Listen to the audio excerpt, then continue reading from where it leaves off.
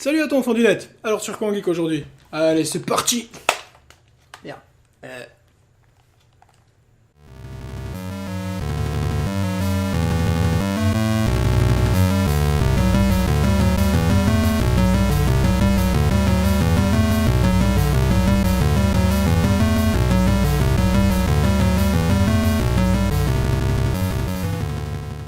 Mes petits amis du net, aujourd'hui on s'attaque à une référence du jeu de rôle sur Super Nintendo. On va parler de Secret of Mana. C'est bon, calme-toi, Coupeau. On dirait une jeune pucelle qui va à sa première boule. Tu peux parler, hein. Toi niveau virginité, t'as pris perpète vu ton matos, hein. Coupeau, c'est fini depuis 15 ans les booms. Faut que t'arrêtes de faire un blocage là-dessus, sérieux. Ah, c'est pas juste, Coupeau. Allez, voyons de plus près cette licence. Moyen.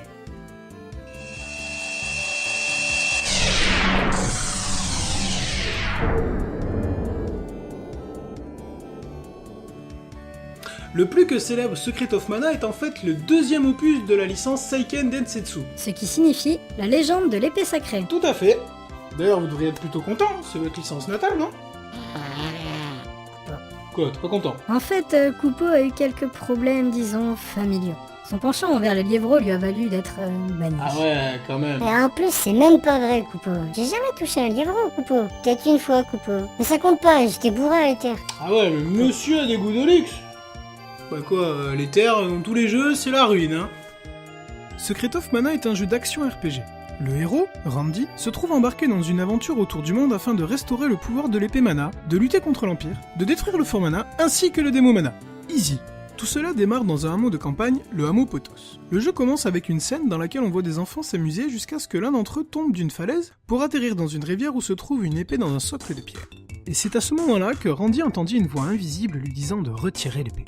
Wow, une voix invisible. Une couleur muette aussi? Oh la ferme, c'est bon, t'as compris ce que je voulais dire. Pas vraiment, non. Tu comprends jamais rien de toute façon.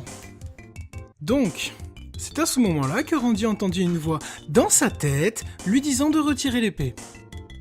Ah bah voilà qu'il est schizo maintenant, Coupeau. Je te hais tellement, mais tellement. Bref, en retirant cette épée, Randy a libéré les monstres de par le monde qui étaient scellés grâce à celle-ci. En gros, tu viens de faire la pire connerie de ta vie. Donc bon, tu bouffes 3 tartes dans la face, tu butes un boss qui te démonte la gueule, mais tu sauves le derge de celui qui t'a allègrement claqué, et tu te fais dégager du village par le gars qui t'a élevé, merci au revoir. C'est aussi hardcore que Rémi sans famille, sérieux. C'est trop triste, Coupeau. Ouais, mais dans son malheur, avant de partir du village, notre héros rencontre Jean, un chevalier aux ordres de la République, qui est l'ennemi de l'Empire, qui explique à Randy d'aller au temple de l'eau afin de rencontrer la sage Lucie, gardienne du temple. Et c'est à ce moment précis que démarre notre aventure. La sage vous explique ce qui se passe dans le monde, que les forces des ténèbres du Fort Mana s'accroissent, que l'épée Mana perd son pouvoir, et que vous devez aller dans les 8 temples à travers le monde afin de restaurer l'épée à l'aide des graines Mana. Coupeau, je peux en avoir une? Coupeau. Non! Au cours de votre épopée, vous rencontrerez 2 compagnons d'armes. Une jeune fille, nommée Purim, ainsi qu'un elfe, nommé... Popol, Coupeau. Oh boy! Et c'est là que Secret of Mana nous met une première claque. Non, pas de jeu de mots avec les claques, j'essaye d'arrêter. En effet, Secret of Mana est l'un des premiers jeux de rôle où il est possible de jouer jusqu'à 3 joueurs en même temps. Ceci étant possible grâce au multipad de la Super Nintendo. Exactement. Et maintenant que le pitch est posé, rentrons un peu plus profondément dans le gameplay. Le pauvre. Coupeau. Vous disposez de 8 armes différentes que vous trouvez rapidement au cours de votre aventure. Des gants de combat, une hache, un arc, un boomerang, un fouet, un javelot, une lance et bien sûr l'épée Mana. Et chacune de ces armes est reforgeable jusqu'à 8 fois chez Vulk à l'aide d'une sphère d'armes, récupérée la plupart du temps sur des boss. Après refonte, les armes font plus de dégâts, ont une autre apparence et peuvent également infliger des altérations telles que le poison, la paralysie, le sommeil ou encore bien d'autres. Les armes ont également un système d'expérience. Les niveaux augmentent au fur et à mesure que vous reforgez et que vous utilisez votre arme. Chaque niveau débloque une capacité spéciale liée à l'arme en question. Et ce système d'expérience est également valable pour les magies. Et vos idées sont... Non, ta gueule. Tu fermes ta gueule. Mais... Coupeau. En effet, il y a 8 magies différentes qui sont associées à la fille ou à l'elfe. L'une ayant des capacités défensives et l'autre offensives. Tandis que notre héros ne peut bénéficier que d'un bonus élémental sur son arme.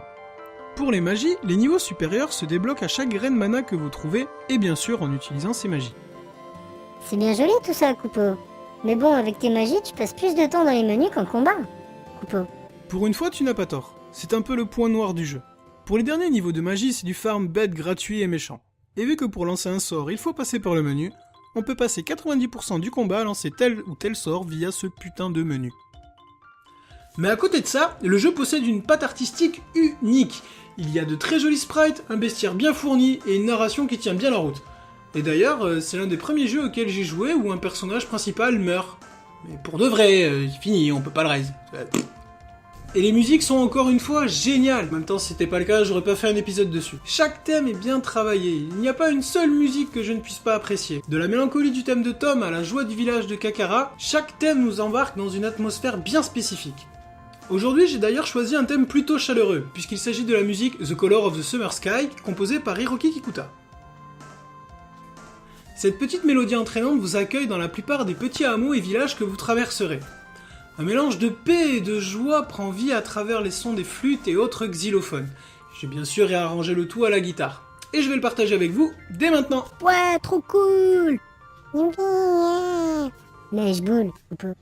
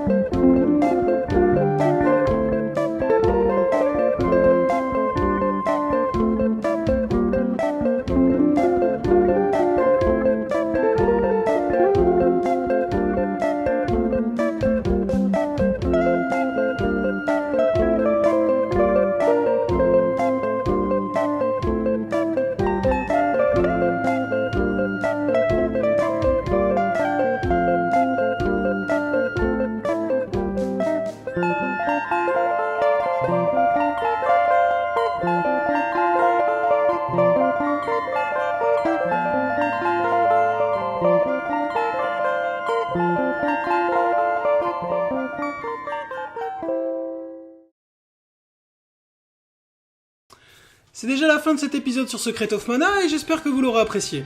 Et si toi aussi tu veux arriver à choper des graines mana pour ton petit potager, abonne-toi ici. Et si tu préfères rejoindre les forces de l'Empire, rejoins notre page Facebook ici.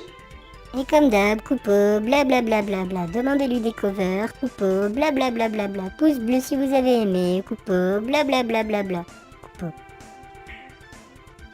C'était Nos. Et Coupeau. Et le Dr Mug. Tchuss. Coupeau.